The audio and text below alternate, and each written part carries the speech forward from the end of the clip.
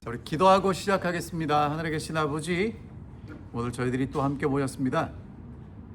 주의 말씀을 공부할 때 지혜를 주시고 하나님이 하시는 말씀이 오늘 우리에게 들려지게 해주셔서 그 뜻을 잘 이해할 수 있도록 인도해 주십시오. 예수님 이름으로 기도합니다. 아멘. 오늘은 출애굽기 23장입니다. 여러분, 출애굽기 23장은 이렇게 이해하시면 됩니다. 출애굽기 19장에서 하나님은 이스라엘 백성들을 인도하셔서 시내산으로 오게 하셨는데, 여러분, 시내산이 중요한 게 아니라 하나님이 거기에 오셨다는 게 더 중요한 겁니다. 그래서 이제 시내산이라는 장소에서 하나님과 하나님 백성이 만났어요. 하나님이 뭐라고 말씀하시냐면, 너희들은 내 소유야, 제사장 나라야, 거룩한 백성이 되어야 해 라고 말씀하셨습니다. 여러분, 이거 되게 중요한 겁니다. 우리 보고 하라고 하지 않고요, 내 소유야. 여러분, 소유가 되는 건 내가 되고 싶다고 되는 거예요? 그 사람이 나를 소유로 만들어야 돼요. 이해되시는 거죠? 그 다음에 나를 위해서 봉사하는 제사장 나라가 되고 거룩한 백성이 되라는 거예요. 조건이 하나 있어요. 내 말을 잘 듣고 기억하면. 자, 그래서 이제 20장에서는 무슨 얘기가 나오냐면, 그렇게 하나님의 소유가 되고 제사장 나라가 되고 거룩한 백성들은 어떻게 살아가느냐가 나와요. 그게 10계명이에요. 그리고 20장 뒷부분부터 21장, 22장, 23장은 하나님의 백성들이 어떻게 살아가는지에 대한 구체적인 실예들이 나오는데, 요건 3,500년 전의 기록입니다. 언제 기록이라고요?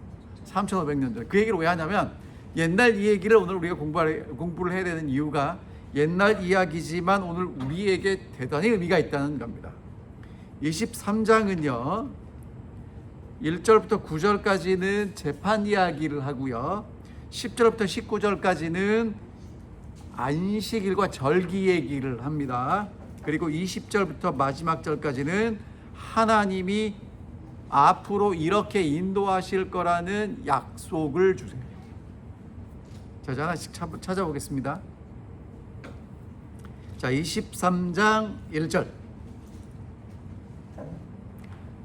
자, 하나님이 지난주에 22장에서 뭐 살인도 하지 말고 도둑질도 하지 말고, 기억나세요? 네. 살아있는 소를 잡히면 몇 마리를 갚아야 된다고? 5마리.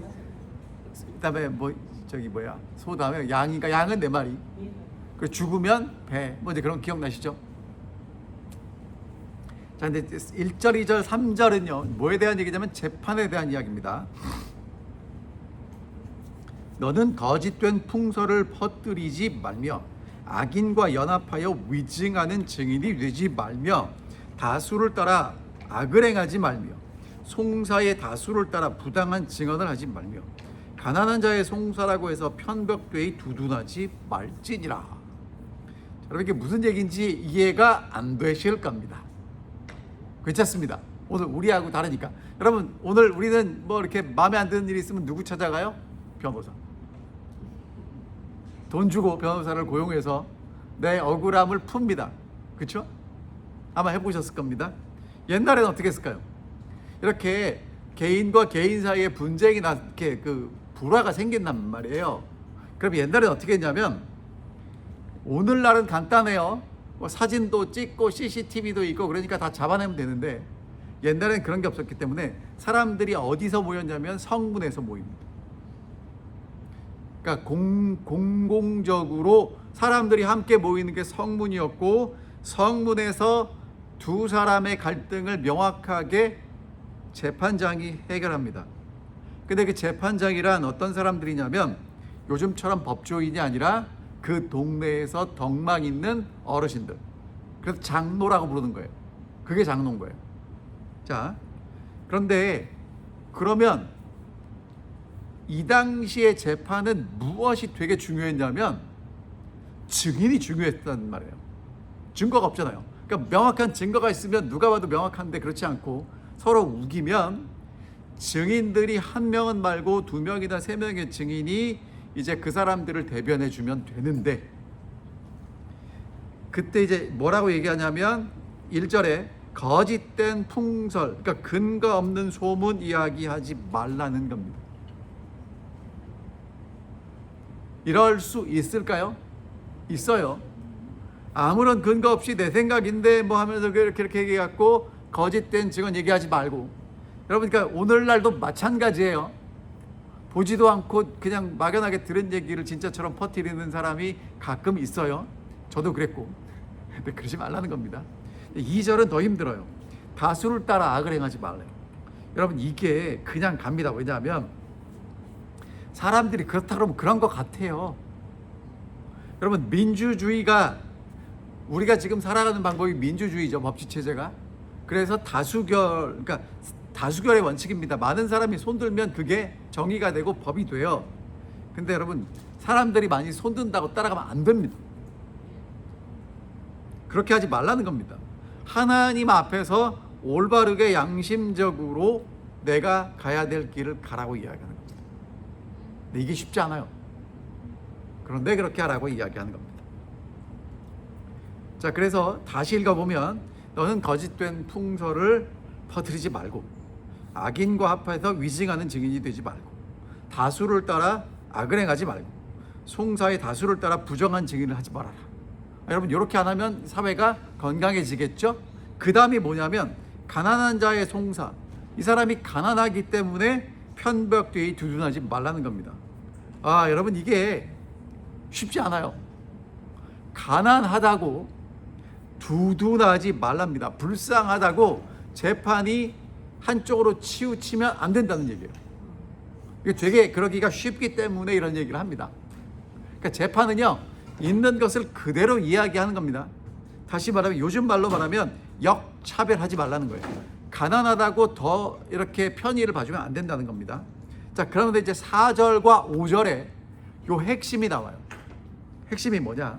4절.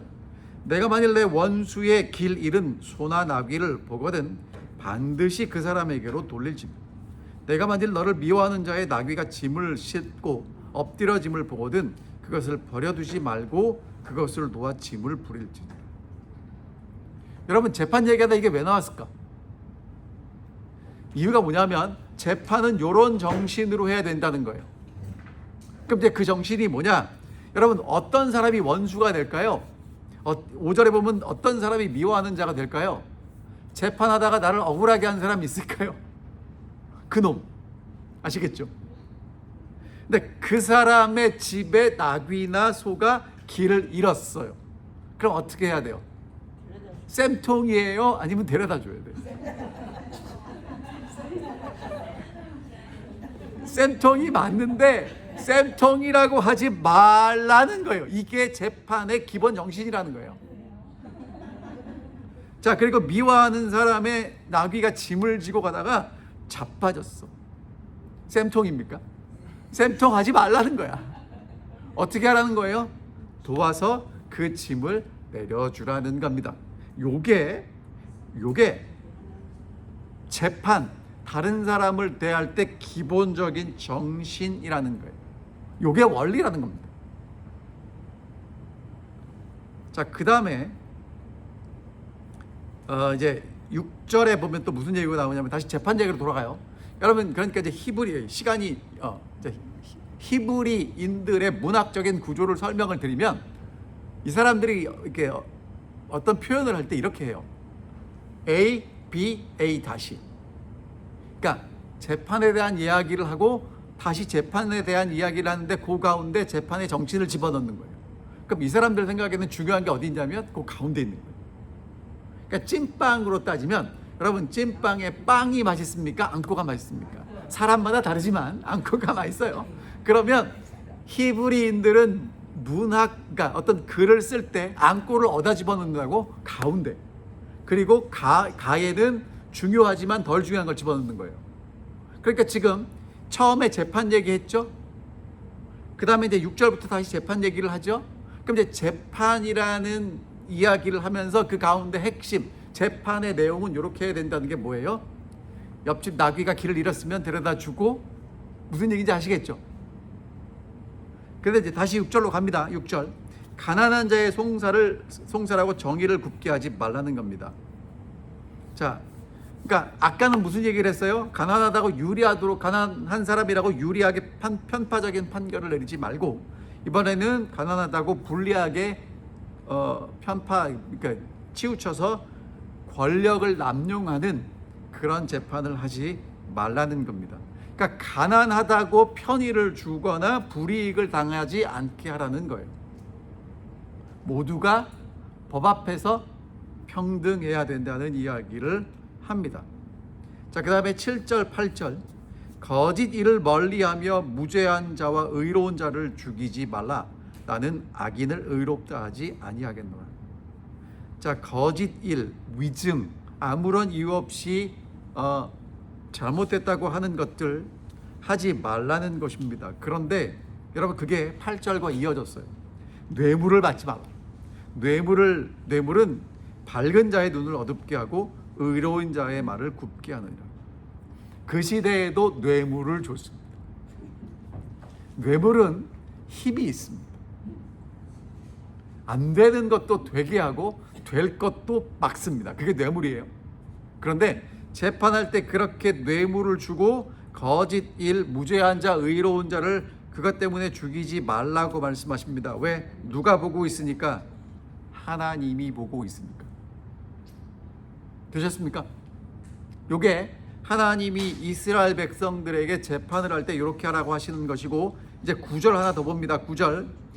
너는 이방 나그네를 압제하지 말라. 너희가 애굽 땅에서 나그네 되었은즉 나그네의 사정을 아느니라. 자, 누구를 압제하지 말라고요? 여러분 이방 나그네가 무슨 얘기일까요? 오늘 우리 얘기입니다. 여러분 미국에 몇 년 사셨어요? 한 50년 사셨어요? 50년 살았는데 여기서 그러면 메인스트림 그 주류가 돼가지고 잘 어울리고 삽니까? 아니면 저기 아직도 이 한쪽 구석에 이렇게 처박혀가지고 이방인으로 사십니까? 자, 지금 2025년인데도 여전히 텃세가 있고 주변인이 있어요. 어디를 가나 그렇습니다. 그럼 이제 유대인들이 애굽에서는 나그네로 살았는데 이제 출애굽해서는 자기들이 메인이 됐잖아요. 그럼 자기들과 함께 살아가는 이방인들이 있어요. 그 사람들은 뭐 쉽게 말하면 학연, 지연, 혈연이 없잖아요. 그러니까 그런 사람들이 재판을 하면 어떻겠어요? 손해를 볼 수도 있는 겁니다. 그래서 뭐라고 얘기합니까? 이방 나그네 어떻게 하지 말라고요? 압제하지 말아라. 니네가 기득권을 가졌다고 그 사람들이 희생양이 되게 하지 말라는 것입니다. 자, 그러니까 여러분 지금 이 재판 이야기는요, 재판 이야기만 하는 게 아니라 하나님이 공동체 안에서 어떻게 서로 신뢰하고 공정하게 서로를 배려하며 살아갈 수 있는지에 대한 기본 원칙을 제시하는 겁니다. 그러니까 이건 옛날 얘기라기보다는 사실 누구 얘기예요? 오늘 우리에게 주시는 말씀이라는 겁니다. 자, 그리고 자, 여러분 하나님의 공의가 중립적인 건 사실인데, 하지만 하나님의 공의는 누구에게 더 팔을 넓게 벌리냐면 힘없는 자, 억압받는 자에게 더 팔을 넓게 벌린다는 겁니다. 그렇죠. 여러분 그렇다고 가난한 자에게 재판할 때 그 사람을 너무 두둔하거나 매정하게 해서도 안 되지만, 그러나 하나님은 힘없고 약한 억압받는 자들에게 더 많은 자비를 베푸신다는 겁니다. 이런 게 지켜지면 어떻게 될까요? 이 사회가 건강한 사회가 될 것입니다. 마찬가지로 지금도 여러분과 제가 정말 어떤 사람을 대하든지, 특별히 여기 말하는 원수나 미운 사람이 어렵고 힘들 때 마음은 그렇지 않지만 하나님이 말씀하셨기 때문에 가서 적극적으로 도와준다면 사이가 얼마나 더 좋아질까요? 그렇죠? 그래서 오늘 이 시대에 우리가 살아가는 삶에 대한 지혜를 다시 주시는 거고요. 그 다음에 이제 10절부터 나오는 이야기는 정말 기가 막힌 얘기입니다. 자, 여러분 이유가 뭐냐면, 자, 읽어보고 이제 설명드릴게요. 너는 6해 동안은 너의 땅에 파종하여 그 소산을 거두고 일곱째에는 갈지 말고 묵혀두어서 내 백성의 가난한 자들이 먹게 하라. 그 남은 것은 들짐승이 먹으리라. 내 포도원과 감람만도 그리할지니라. 너는 엿새 동안에 내 일을 하고 일곱째 날에는 쉬라. 내 소와 나귀가 쉴 것이며 내 여종의 자식과 나그네가 숨을 돌리리라. 내가 내게 이른 모든 일을 삼가 지키고 다른 신들의 이름은 부르지도 말며 내 입에서 들리게도 하지 말지니라. 여러분, 이게 왜 갑자기 여기 왜 나왔을까요? 이게 앞뒤가 흐름이 이어집니까? 아니죠. 갑자기 왜 안식일 얘기를 해? 자, 여러분, 지금 하나님이 재판 얘기하시면서 뭘 말씀하고 싶었어요? 공동체가 어떻게 살아가는지에 대한 이야기를 하고 있었죠. 그렇죠? 그런데 그 공동체가 잘 살아가려면 뭘 지키라는 거예요? 안식일. 근데 안식일 전에 10절에 무슨 얘기를 해요? 6해 동안은 11절에 7째 해에 그걸 뭐라고 얘기합니까? 안식년이라고요. 다시 하루 이틀, 그러니까 6일까지 일하고 7째 날 쉬는 걸 뭐라고 그래요? 안식일. 6년 동안 일하고 7째 해에 쉬는 걸 뭐라고 그래요? 안식년이라고 그러는 거예요.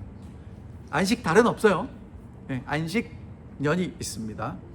근데 여러분, 이제 요게 이제 왜 나오냐 하면 이 시대에 3500년 전에 법이 있어요.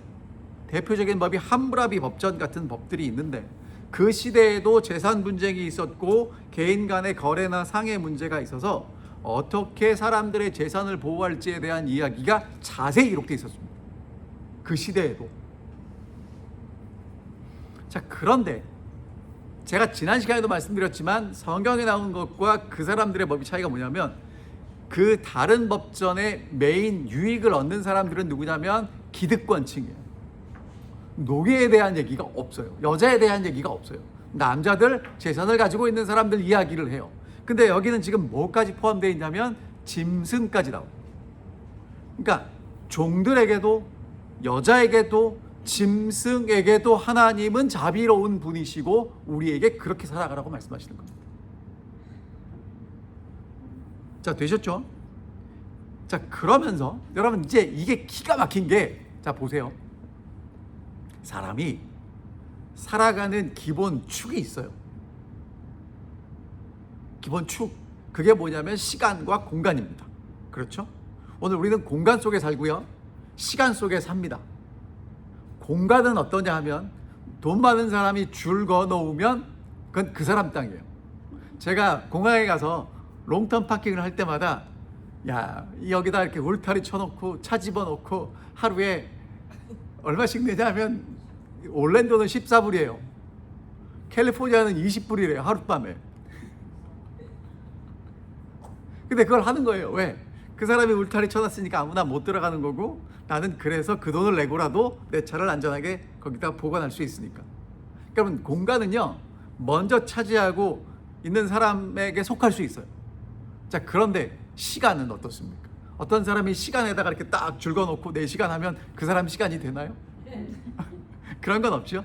모두가 누릴 수 있는 또 다른 공간, 공간이라고 표현하면 뭐지만 어떤 스페이스가 시간이에요.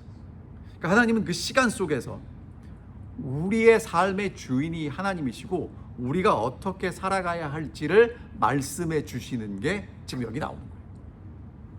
그러니까 지금 이 내용들은 율법이라고 생각하지 마시고 삶을 살아가는 지혜라고 생각하셔야 되는 거예요. 맞죠?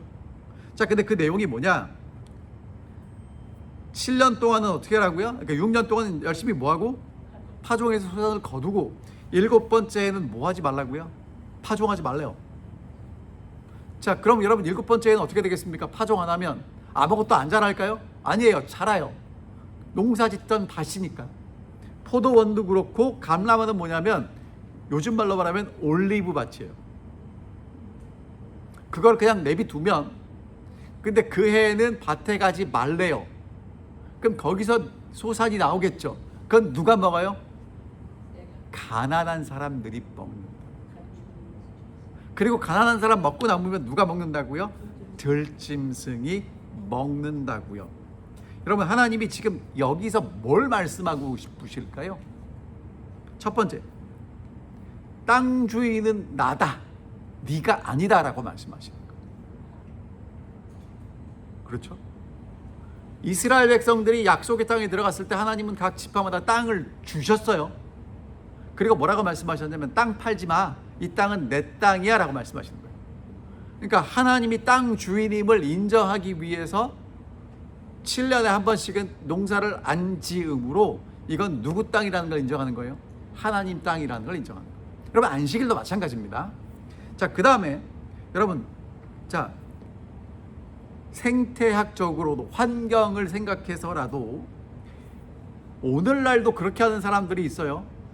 계속해서 농사를 지으면 땅의 힘이 점점 약해진대요. 그래서 1년 정도 쉬게 하면 땅이 회복된다고 합니다. 이건 지혜예요. 그러니까 농사를 의도적으로 짓지 않고 그냥 나오는 건 괜찮지만 1년 정도 그렇게 쉼을 갖는 건 땅의 힘을 유지하는 굉장히 좋은 균형 잡는 방법이라는 것이죠.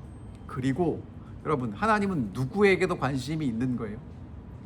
가난한 사람들, 짐승들. 여러분, 요게 안식년을 지킴으로 공동체가 회복이 되고 땅이 회복이 되는 방법이에요. 동시에 나는 어떻게 살아요? 하나님이 주신 것을 누리고 하나님이 주인이심을 기억하고 살아가는 것입니다. 정말 기가 막힌 하나님의 그 시스템이에요. 자, 그 다음에 이제 뭐가 나오냐면 이게 나와요. 12절. 이제 안식년 이야기했죠. 안식일 이야기합니다. 엿새 동안은 내 일을 하고 일곱째 날에 쉬라. 여러분, 안식일을 이렇게 지키시면 안 돼요. 일주일 내내 팽팽거리고 놀다가 안식일 날 또 쉬면 안 돼요. 그건 안식일을 지키는 게 아니고 일주일 동안은 6일 동안 어떻게 하고 열심히 살고 일곱째 날에 쉬는 겁니다. 자, 그럼 이제 누가 쉬어요? 그때 소와 나귀가 쉬고 여종의 자식과 나그네가 숨을 돌리는 것입니다. 아, 여러분, 이거 정말 기가 막힌 얘기예요. 왜 기가 막힌 얘기냐면 가축들은요, 주인이 일 시키면 해야 돼요. 근데 안식일 날 주인이 쉬면 그날은 누가 쉬는 거예요? 가축이 쉬는 거예요. 자, 그 다음에 여종의 자식은, 야, 주인이 여종 보고 힘드니까 가서 밥 먹고 오고 쉬고 오라고 할까요? 옛날에 이 성경에 보면 종들이 하는 일이 뭐냐면 아침 일찍 주인 밥 차려주고 나가서 하루 종일 밭에 가서 일하다가 저녁이 되면 들어오니까 힘들다고 씻는 게 아니라 주인 밥 차려줘야 되는 게 종이에요. 그리고 힘들다고 주인한테 투덜거리는 게 아니라 주인 눈치 보고 가서 자는 게 종이라고 얘기합니다. 근데 그 종이, 주인이 하루 중에 안식일 날 이렇게 쉬면 여종은 가서 누구랑 시간을 보낼 수 있어요? 그 여종의 자식과 시간을 보낼 수 있는 겁니다. 자, 그 다음에 또 누구 얘기하냐면 나그네. 여러분, 나그네들은요 값싼 노동력입니다. 예전 지금이나. 자, 그런데 그 안식일에 주인이 일을 하지 않으므로 누구도 쉬는 거예요. 이방인 노동자에게도 쉼을 주시는 그런 이야기 있죠. 그러니까 여러분, 여기서 이제 하나님이 말씀하시는 안식년은 사실 이 황당한 얘기예요. 왜냐하면 일하다 쉬래요. 하지만 쉬는 게 그러니까 여러분, 안식일을, 성경을 잘못 읽으면 안식일 날 쉬라고 그랬어. 근데 뭐만 해요? 쉬기만 해요. 근데 성경을 자세히 읽어보면 쉬는 데는 목적이 있죠. 하나님을 기억하는 겁니다. 그리고 우리 사회가 잘 살아가는 것입니다. 그리고 쉼을 통해서 회복되는 거예요. 근데 여러분, 여기서 뭐가 회복이 될까요? 진짜 중요한 건 하나님을 기억하니까 하나님과 나와의 관계도 좋아질 것이고, 가난하고 어려운 사람들도 쉴 수 있으니까 우리의 관계가 회복이 될 겁니다. 자, 그러면서 이제 이 말씀을 하십니다. 13절, 내가 내게 이른 모든 일을 삼가 지키고, 그러면 안식일을 지키고 하나님을 기억하면서 다른 신들의 이름은 부르지도 말고 내 입에서 들리게도 하지 말라는 것입니다. 자, 여러분 이게 이제 어떻게 이해가 되면 좋을 것 같으냐 하면 이렇게 됩니다. 그 주변에 있는 민족들은요, 다 농사 짓고 살았잖아요. 그 당시에는 농사를 짓는데, 여러분 농사를 짓는데 가장 기본적인 게 뭐냐면 비예요. 이 동네는 그랬습니다. 전에 살던 애굽은 나일 강이라는 물이 있으니까 물을 끌어오면 됐는데, 이 가나안 지역에는 강이 없어요. 큰 강이 없어요. 그래서 어떻게 되냐면 하늘에서 비가 와야 돼요. 그러면 비가 오지 않으면 이 사람들은 뭘 했냐면 기후제를 드리는 겁니다. 기후제를 드렸던 신이 바알과 아세라인 거예요. 그러니까 농사를 짓고 살기 위해서 끊임없이 누구를 부를 수밖에 없었냐면 다른 신들의 이름을 부를 수밖에 없었다는 것입니다. 그런데 하나님은 뭐라고 말씀하시냐면, 야, 안식일을 지키면서 내가 하나님임을 기억하고 다른 신들의 이름을 부르지 말고 너희들 입에 그 신이 있게 해서는 안 된다라고 말씀하시는 거예요. 그러니까 여러분, 안식일은 쉬기만 하시면 안 되는 거예요. 근데 많은이라고 하는 데지, 어떤 몇 분의 안식일을 지키시는 분들은 쉬기만 합니다. 기억할 걸 기억을 못해요. 여러분 이렇게 쉽게 설명드릴게요. 자, 한국에서 3.1절이나 광복절이 되면 많은 젊은이들은 놀러 갑니다. 왜? 휴일이니까. 그게 일요일 날 붙으면 요즘은 대체 휴일에서 일요일 날 쉬고 월요일 날까지 쉬어요. 그럼 연휴가 되는 거죠. 얼마나 좋습니까? 근데 여러분, 놀러만 다니면 안 됩니다. 그날을 왜 쉬는지도 생각을 해야 되는 거예요. 그래서 그거 아세요? 그렇게 많은 사람들이 놀러 다녀도 저쪽 이렇게 표현을 잘해야지, 여전히 대통령과 이 나라의 중요한 사람들은 모여서 뭐 하냐면 기념식을 해요. 3.1절 기념식, 광복절 기념식. 왜 합니까? 우리가 기억하고 있다는 것을 의도적으로 보여주는 겁니다. 근데 그게 사라지면 그냥 휴일이 되고, 그냥 휴일은 의미가 없어요. 여러분 그거 아세요? 미국의 휴일들을 보면 다 의미가 있습니까? 없습니까? Memorial Day, Thanksgiving Day, Christmas, 그렇죠? Independence Day. 그냥 쉬는 날 없어요. 그러니까 안식일도 그냥 쉬면 안 돼요. 그 의미를 찾으셔야 한다는 것입니다. 자, 그 다음에 빨리 가야지. 자, 그 다음에 이제 뭐가 나오냐면 14절부터, 너는 매년 3번 내게 절기를 지킬지니라.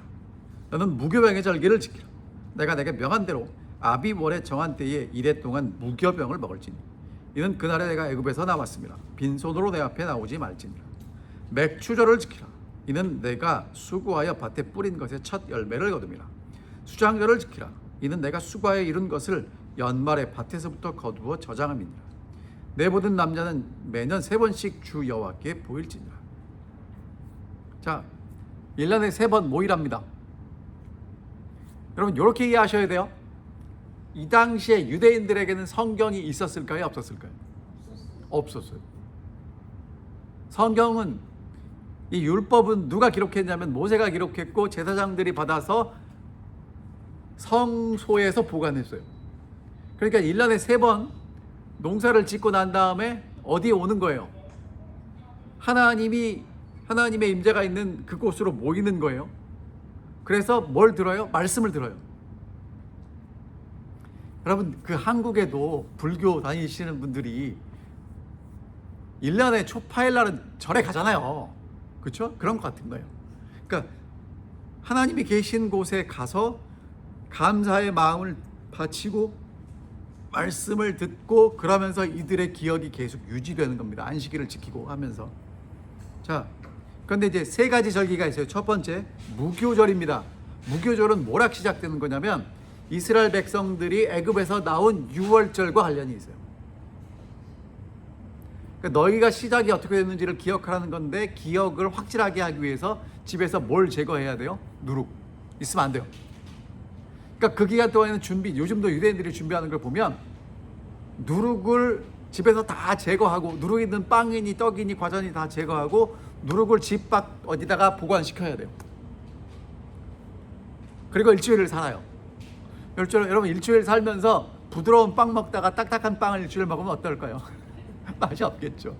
생각하는 거예요. 우리가 왜 이걸 먹지? 하나님이 우리를 구원하셨어. 기억 드시죠?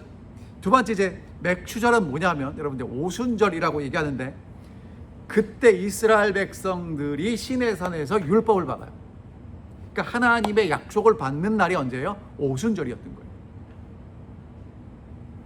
그러다 기억하라고 말씀하시고, 수장절은 뭐냐면 가을,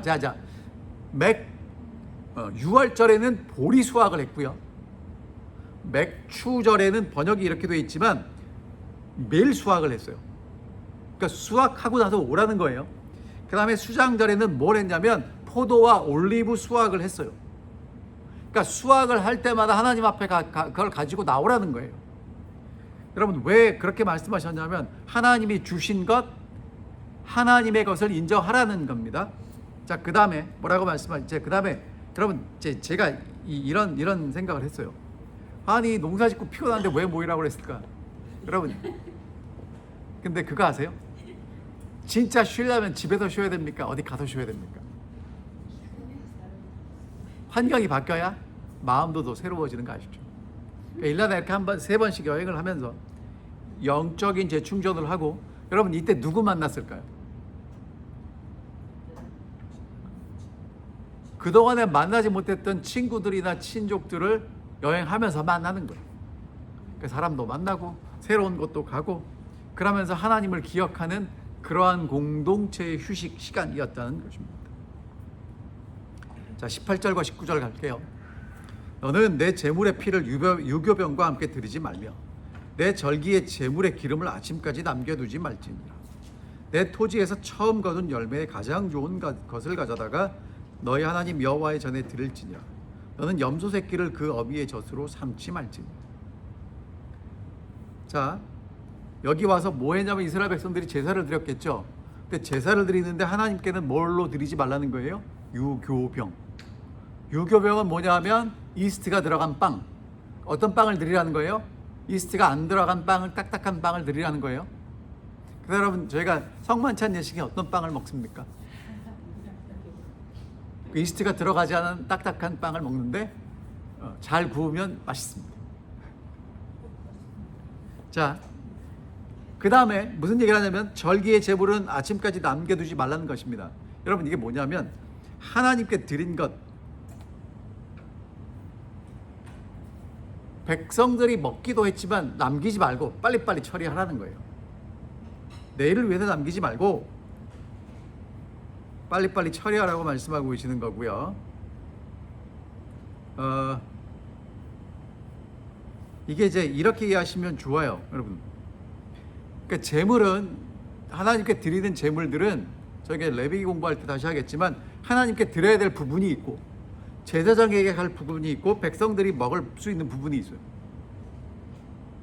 특별히 화목제 같은 경우는 하나님께 드리는 거 드리고 제사장에게 거 띄워주고 나머지는 내가 먹는데, 여러분 여기서 뭐라고 말씀하시냐면 그 거룩한 제물을 그 다음 날까지 남겨두지 말라는 거예요. 평범한 음식처럼 대우하지 말고 바로 먹고 나누라는 겁니다. 여러분, 여기서 중요한 건 나누는 거예요. 자, 그 다음에 11조와 첫 열매 드리라는 겁니다. 하나님이 내 삶의 주인이심을 인정한다면 그 인정은 말만 하지 말고 뭘로 하라는 거예요? 돈으로 하라는 거예요. 그 당시 돈은 뭐였냐면 거둔 열매였어요. 여러분, 이거 되게 중요합니다. 사랑한다고 말하는 것과 사랑함을 행동으로 보여주는 게 같을까요? 다를까요? 다릅니다. 자, 그럼 잠깐만 보세요. 여러분 있잖아요. 여러분이 정말 친구를 사랑하고 존중한다면, 가족을 사랑하고 존중한다면 반드시 여러분은 두 가지를 써야지 그 관계가 유지가 됩니다. 하나는 시간이고요, 하나는 돈이에요. 시간만 쓰고 돈을 안 쓴다든지 돈만 쓰고 시간을 안 쓰면 그 관계는 유지가 어려워요. 그러니까 반드시 뭘 쓰셔야 돼요? 시간도 쓰고 돈도 써야 돼요. 그래 그 관계 유지가 됩니다. 쉽게, 자, 잔디가 잘 자라려면 뭘 줘야 돼요? 물.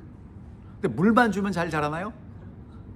영양분도 줘야 돼요. 제가 보니까 똑같아요.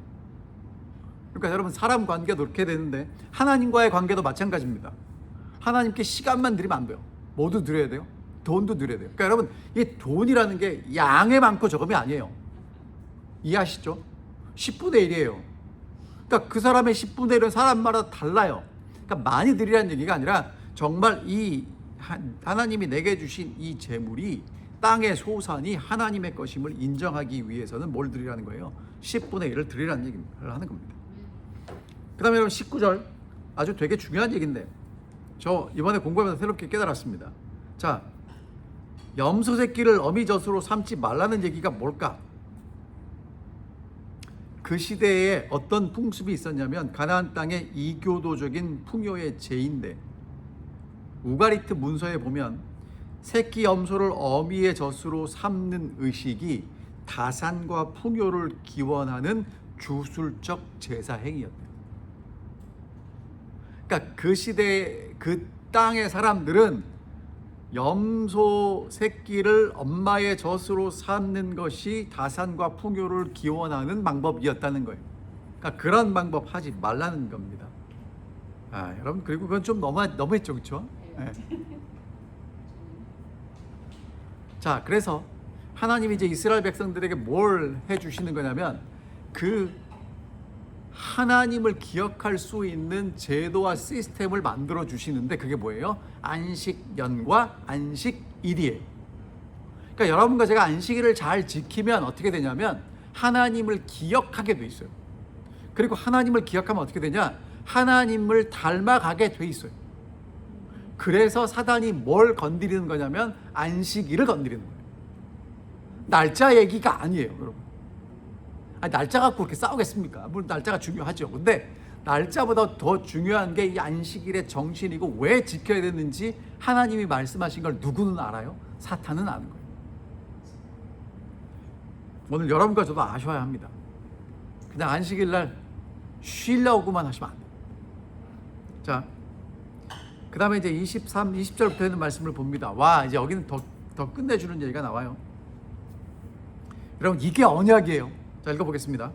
내가 사자를 내 앞에 보내어 길에서 너를 보호하여 너를 내가 예비한 곳에 이르게 하리니. 하나님이 뭐 하시겠대요?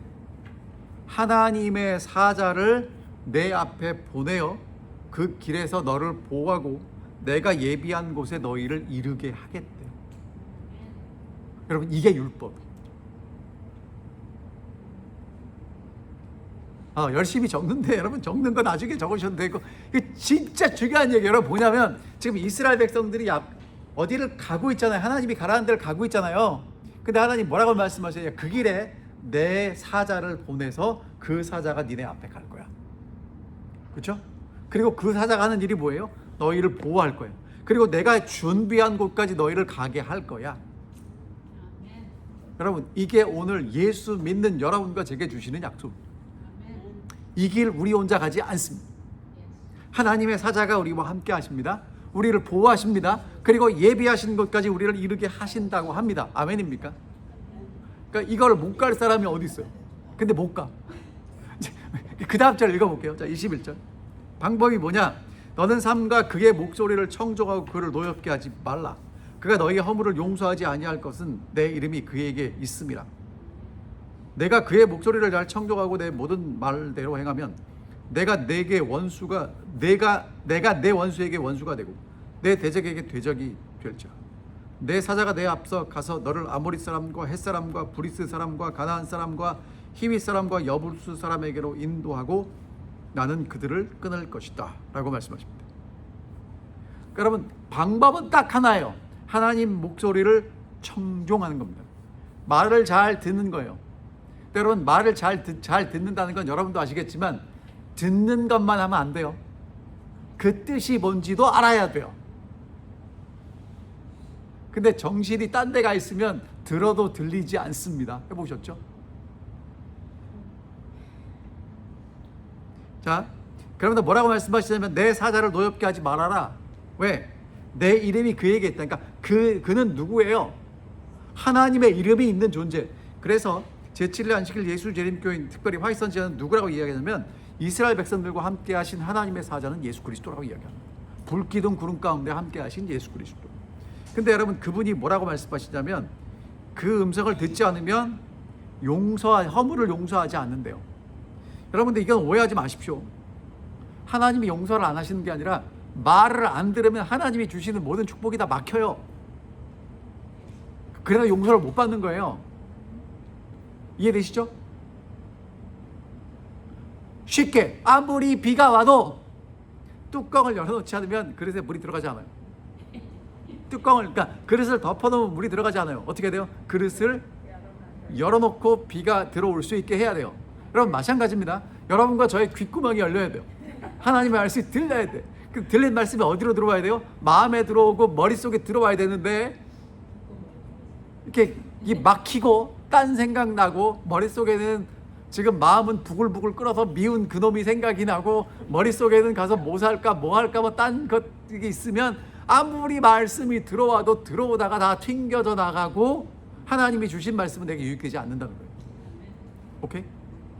여러분 기도하셔야 돼요. 그러니까 여러분 용서하셔야 되는 이유는 그 사람을 위해서 하는 게 아니라 내 마음에 하나님의 말씀이 들어오려면 미워할 때는 들어올 자리가 없단 말이에요. 그래서 하나님의 말씀이 들어오기 위해서 여러분 누구를 위해서 용서해야 돼요? 그 사람이 아니에요. 하나님의 말씀이 내 마음속에 들어오도록 그래서 용서해 달라고 기도하셔야 됩니다.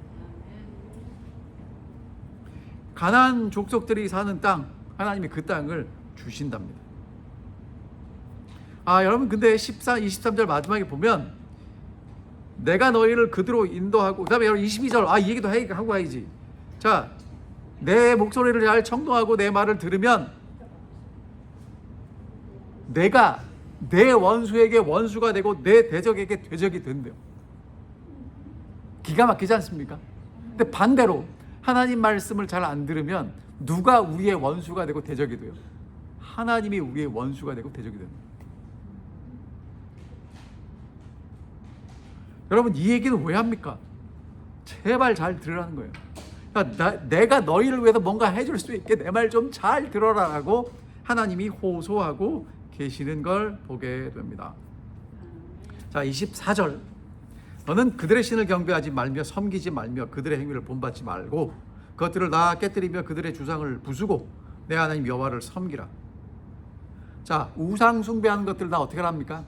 깨뜨리고 버리고 어쩌고 저쩌고 하고 누구를 섬기래요?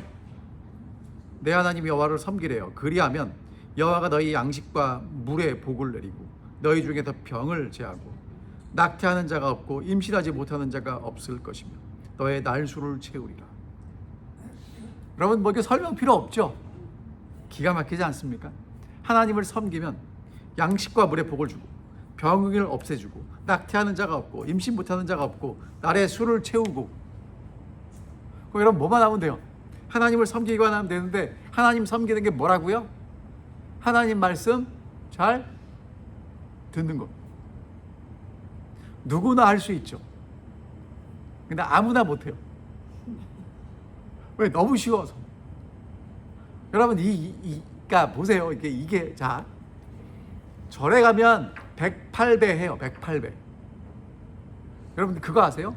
108배를 할 때 서서 완전히 이렇게 엎드리고 이렇게 손바닥을 위로 해요. 그거 아시죠? 그게 운동이래요.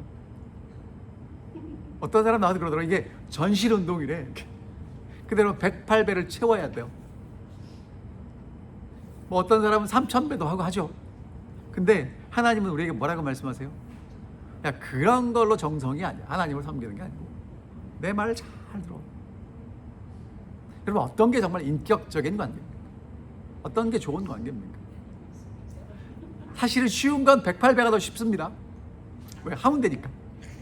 근데 여러분 감기 몸살 걸리면 못 하잖아요. 그럼 그날은 하나님이 축복을 주시는 걸 받을 수 있어요? 없어요? 못 받는단 말이에요. 자, 그런데 하나님 말씀 잘 듣는 건 그거보다 더 위에 정말 기가 막힌 방법이라는 겁니다. 자, 그 다음에 27절, 내가 내 위엄을 내 앞에 보내어 내가 이를 곳의 모든 백성을 물리치고 내 모든 원수들이 내게 등을 돌려 도망하게 할 것이며 내가 왕벌을 내 앞에 보내리니 그 머리 히위 족속과 가나안 족속과 헷 족속을 내 앞에서 쫓아내리라.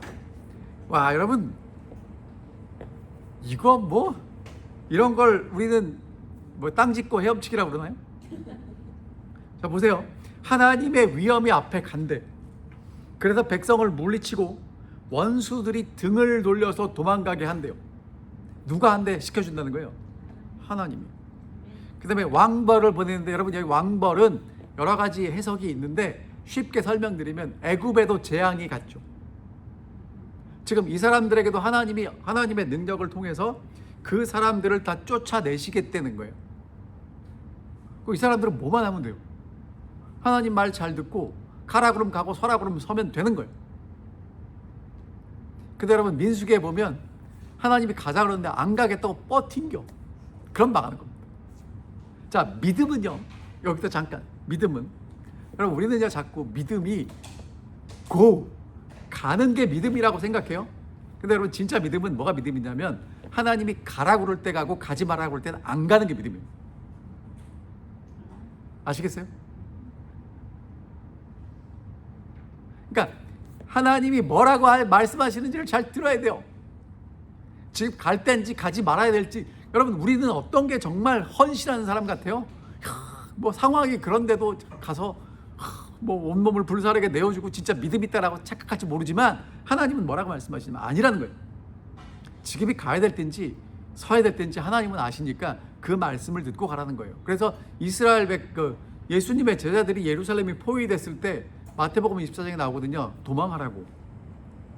그래서 그리스도인들은 예루살렘 포위 때 다 도망해요. 이유가 뭐냐면 로마 군대가 포위했다가 갑자기 포위망을 풀어요.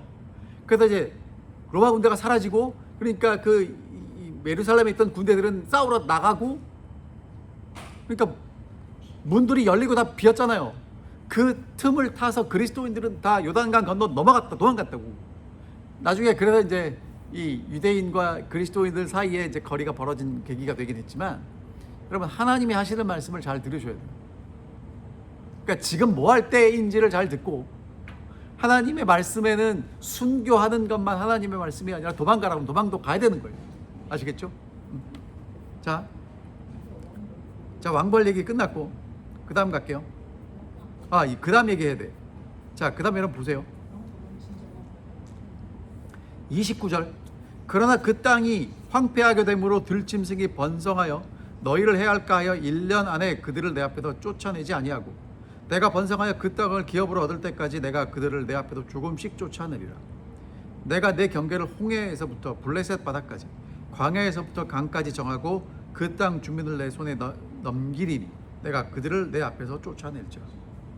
여러분, 이게 무슨 얘기냐면 하나님이 그렇게 쫓아내시는데 한꺼번에 쫓아내면 거기에 사람이 줄잖아요. 그럼 누가 들짐승이 많아질 수 있다는 거예요. 그래서 한꺼번에 안 쫓아내시겠다는 거예요.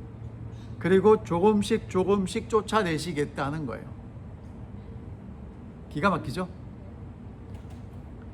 그 다음 이제 31절 갈게요. 여러분, 31절은 무슨 얘기냐면 경계가 홍해에서부터 광야의 블레셋 바다까지, 광야에서부터 강까지, 이렇게 이해하시면 돼요. 자, 이제 절 보세요. 거기 보지 마시고. 자, 이게 무슨 얘기냐면 그 다음, 그러니까 옛날, 여러분 아시는 것처럼 이 지구상에 4대 문명이 있어요. 이집트 문명, 메소포타미아 문명, 인도 문명, 황하 문명. 그렇죠? 근데 인도와 황하는 그러니까 중국은 자기가 세계 중심이라고 생각하지만 사실 세계 중심은 지중해 중심이었다는 거 기억하시죠? 그러니까 인도와 그 중국은 좀 아니고, 옛날 세계 중심은 이집트와 메소포타미아가 중심이었단 말이에요. 성경이 지금 나오는 땅이 거기란 말이에요. 그런데 지금 하나님이 이스라엘 백성들을 어떻게 만들어 주시겠다고 하시는 거냐면 이집트에서부터 강까지, 메소포타미아까지 비옥한 초생딸 지역을 다 주셔서 두 문명의 하나님을 증거하는 빛으로 만드시겠다는 얘기예요. 이게 지금 하나님의 계획은 이렇게 원대했다고요. 근데 이스라엘 백성들이 약속을 안 지켜갖고 쭈그러들었지. 이게 지금 얼마나 굉장한 얘기인지 이해되시죠? 자, 이제 그 다음에 갈게요. 결론입니다. 32절. 너는 그들과 그들의 신들과 언약하지 말라. 그들이 내 땅에 머무르지 못할 것은 그들이 내게 죄를 범하게 할까 두려움이라. 내가 그 신들을 섬기면 그것이 너의 올무가 되리라.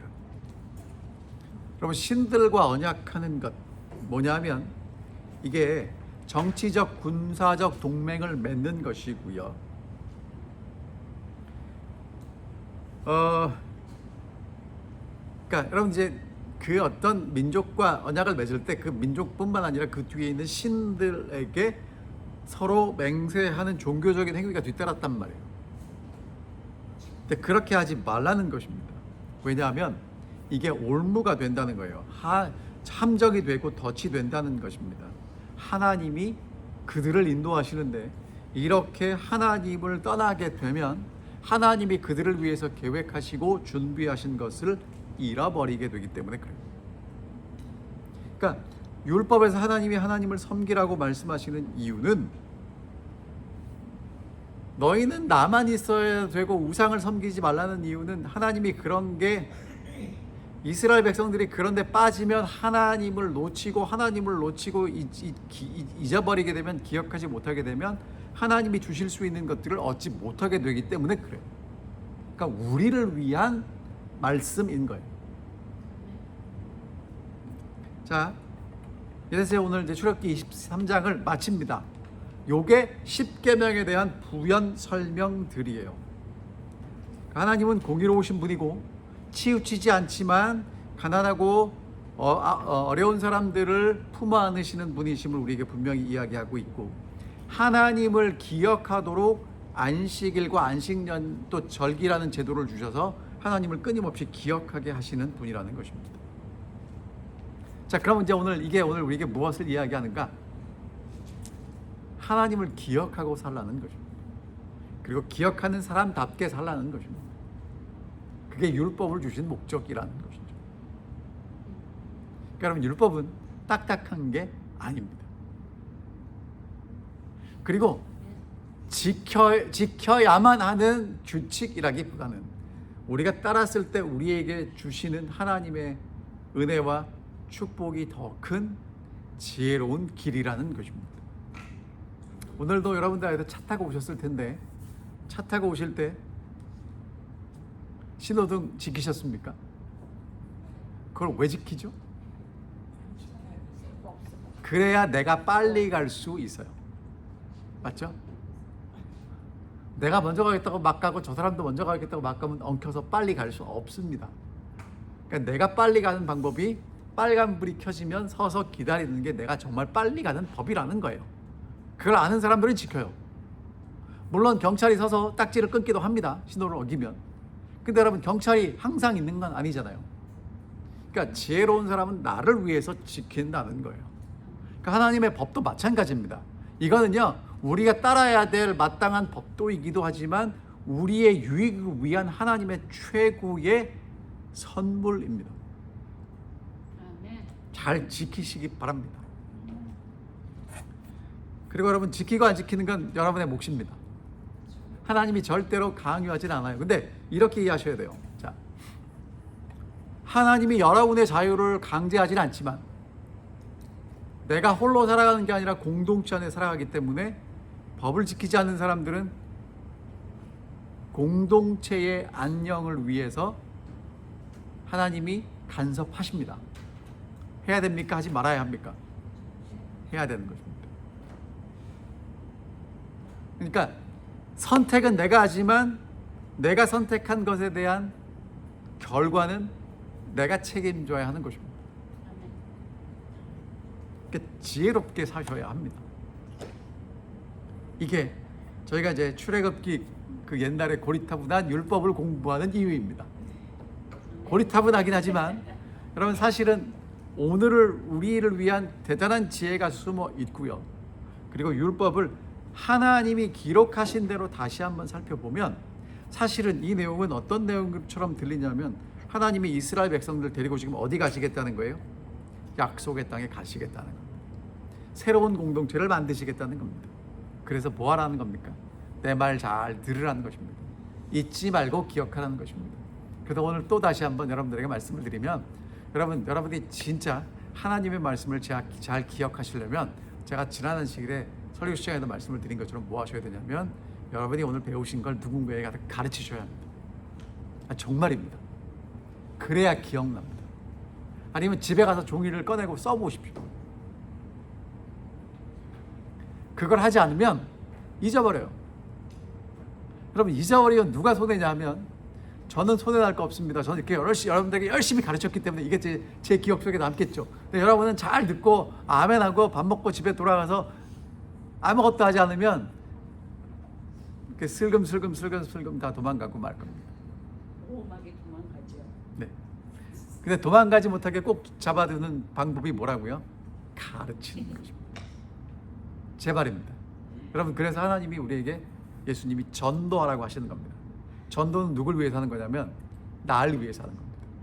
복음을 가르쳐야 그 복음이 내 것이 되기 때문에 그렇습니다. 자, 기도하겠습니다. 하늘에 계신 아버지, 오늘도 저희가 하나님 말씀을 공부했습니다. 딱딱한 율법이지만 그 율법 속에 하나님의 사랑이 숨어 있고 오늘을 위한 우리의 지혜를 주셨사오니 저희가 그 말씀대로 더불어 잘 살아갈 수 있도록 도와주시고 하나님을 기억하며 살아갈 수 있도록 도와주십시오. 특별히 하나님의 말씀을 잘 듣고 싶습니다. 우리의 마음을 열어주시고 이해할 수 있도록 해주시며 주신 말씀 잊지 않고 기억하며 살아갈 수 있도록 인도해 주시기를 예수님 이름으로 기도합니다. 아멘.